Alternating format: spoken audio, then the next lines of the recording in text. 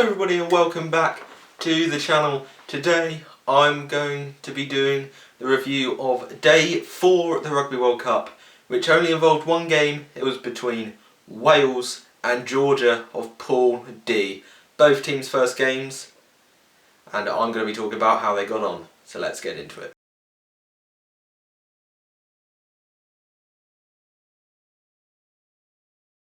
So yeah, the only game of day 4, Wales versus Georgia, and it was I'd say a story of two halves, especially for Wales, and actually especially for Georgia too. So it was a story of two halves. Wales were brilliant in that first half. That is what every Welsh fan wanted to see. They wanted to see how they attack. They wanted a different style. They wanted to attack more, and we've got to see how they attack. Given it's only Georgia, but the Georgian defence is usually better than that, and they were very slow, very sluggish, and they just didn't turn up. I don't know whether they were feeling the pressure or something like that, but they didn't turn up with a defence which is usually quite solid. And Wales tore through them easily. Within the first 5 minutes they were already 5-0 up. Of course, Bigger missed a shot in front of the goal, so that was a bit embarrassing from his part, but that was pretty much the only poor part of Wales in the first half, because they were so fluent and they kept the ball well. Not many handling errors at all.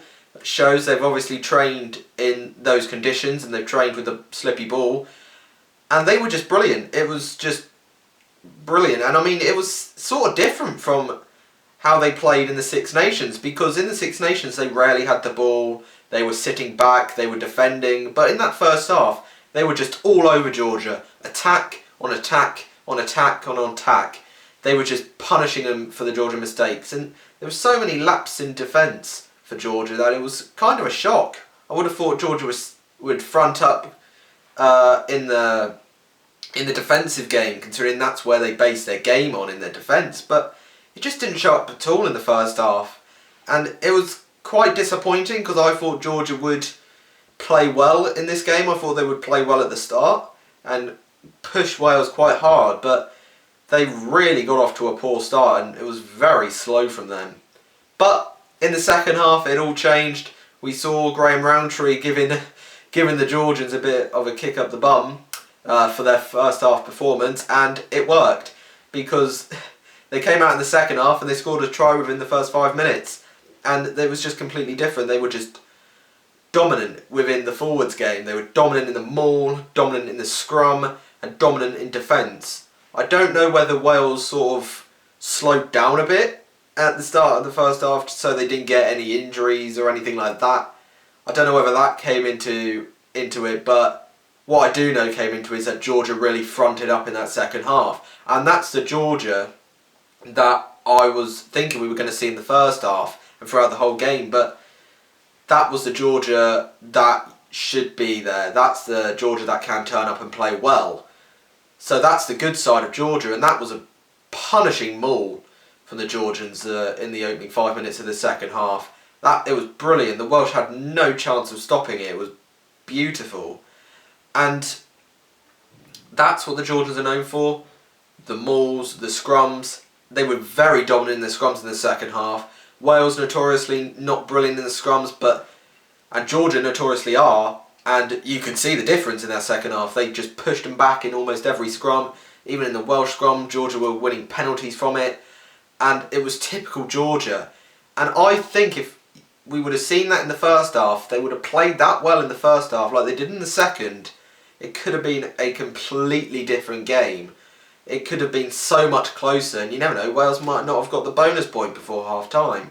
And it's quite sad because Georgia were out of the game pretty much by half time. They were never coming back from that far down. And yeah, for me, Georgia, in the end they played well in the second half and they showed what they're worth. So if they can play like they did in the second half against teams like Fiji, which will be the game that they're wanting to win mostly, and that game against Australia as well, if they play like that, they can cause issues. They can. But if they play like they did in the first half, I see them suffering especially against Fiji, who have such a blistering attack. They'll just concede try and try and try. But yeah, that second half, going on about that second half, Wales were there or thereabouts. They weren't brilliant in the second half. Their defence was good with the amount of pressure the Georgians were putting on them, but their scrum, of course, was appalling. They really need to sort that out, because you can win and lose games in the scrum, and if their scrum's going to continue to be as poor as it was, then they're going to struggle winning this tournament, because you can win games in the scrum. And with the scrum that Wales have at the moment, it's going to be a struggle to win it. But yeah, they managed to come good in the end. They scored a decent try in the second half. Thomas Williams scored a very good try, and I think we saw glimpses of attack in that second half in Wales. We didn't see what we saw in the first half. I think most people were expecting that, but I think they sort of took a step back. I don't like seeing that. When teams take a step back, I like them to be full out for the whole game, even if they are winning by a big margin. And it's sort of disrespectful as well if you're just stepping off the gas a bit against teams like Georgia when you're so far ahead. And stepping off the gas is wrong. I think they should just continue throughout the whole game. I don't know whether they were stepping off the gas or whether Georgia were just overpowering them in that second half. It could have been either, but Georgia were playing much better in that second half, and it showed. And I think the second half was actually equal on points. I think it was 14 all. So it just shows if Georgia would have played like that in the first half, it could have been a very close game. But yeah, in the end, Wales came out with a win, 44 points to 14, all thanks to that first half really. And the positive from the Wales point of view is their attack, and it will show that they do have an attack, as they didn't show that in the Six Nations. And for Georgia, they do need to up their game, because they shouldn't be playing like that in the first half of games.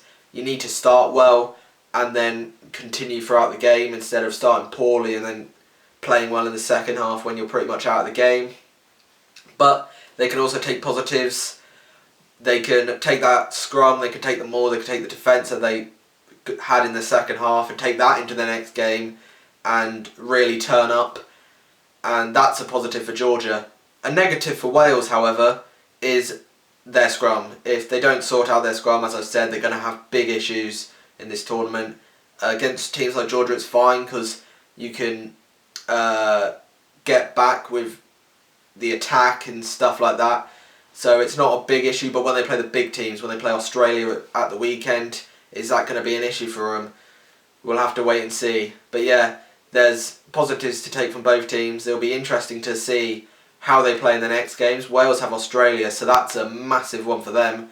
Will they be able to take what they did in the first half, do that against Australia? We'll have to wait and see. It's a completely different challenge.